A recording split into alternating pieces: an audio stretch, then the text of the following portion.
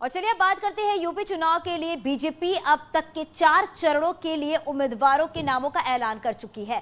दिल्ली में आज 5वें और 6ठे चरण के उम्मीदवारों के नाम को लेकर मंथन होगा।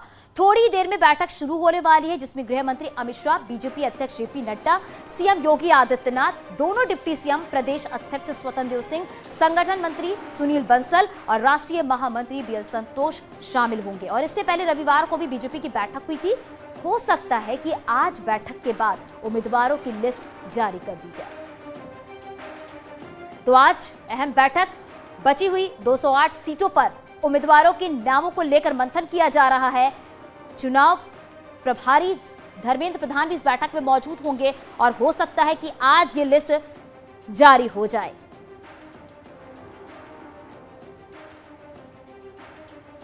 और इसी खबर पे ज्यादा जानकारी के साथ हमारे सहयोगी विनीत हमारे साथ दिल्ली से जुड़ गए हैं, अनामिका हमारे साथ लखनऊ से जुड़ गई हैं। सबसे पहले विनीत, क्योंकि कुछ ही देर बाद ये बैठक होनी है, बैठक को लेकर क्या जानकारी मिल पा रही है?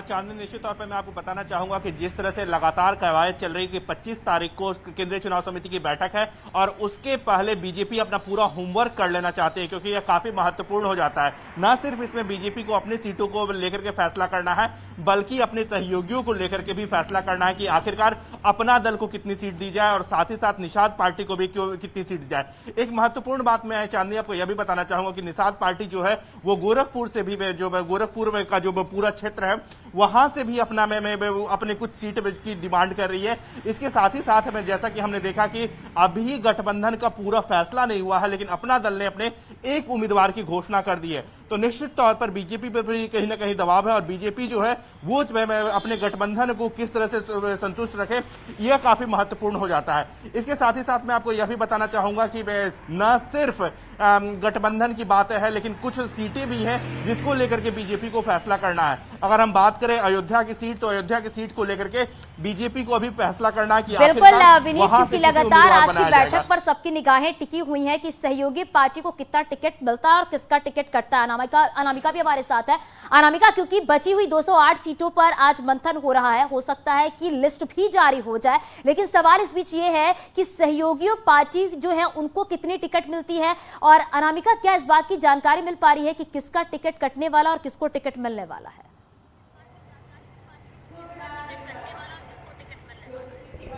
देखिए, आज जिन टिकटों को लेकर मंथन होना है वो कई मायनों में महत्वपूर्ण है। पहला तो ये कि चौथे और पांचवें फेज के उम्मीदवारों के नामों की घोषणा होनी और चौथे और पांचवें फेज में ही बहुत सारे महत्वपूर्ण जिले भी हैं। चौथे फेज में जहां पे 23 फरवरी को वोटिंग होनी है, उसमें लखनऊ भी शामिल है। लखनऊ के अलावा उन्नाव, रायबरेली, सीतापुर, फतेहपुर, बांदा ये जिले हैं। लखीमपुर भी इसी फेज में आता है, यानी कि लखनऊ और लखीमपुर दो ऐसे जिले हैं जो पिछले दिनों काफी ज्यादा पॉलिटिकल हैपनिंग यहाँ पे हुई है। लखनऊ की एक एक सीट को लेकर लगातार मंथन किया जा रहा है, चाहे वो लखनऊ मध्य की सीट हो, कैंट हो, मलिहाबाद हो, सरोजनी नगर हो, पश्चिम हो। हर सीट अपने आप में भी वीआईपी सीट मानी जाती है लखनऊ के लिहाज से, क्योंकि कई सरकार के मंत्री भी लखनऊ से हैं। इसके अलावा बहुत सारी सीटों को लेकर के भी आकलन इसलिए भी किया जा रहा है क्योंकि बहुत सारे पॉलिटिकल लीडर्स दूसरे दलों से आए हैं। ऐसे में क्या उनको मौका मिलेगा?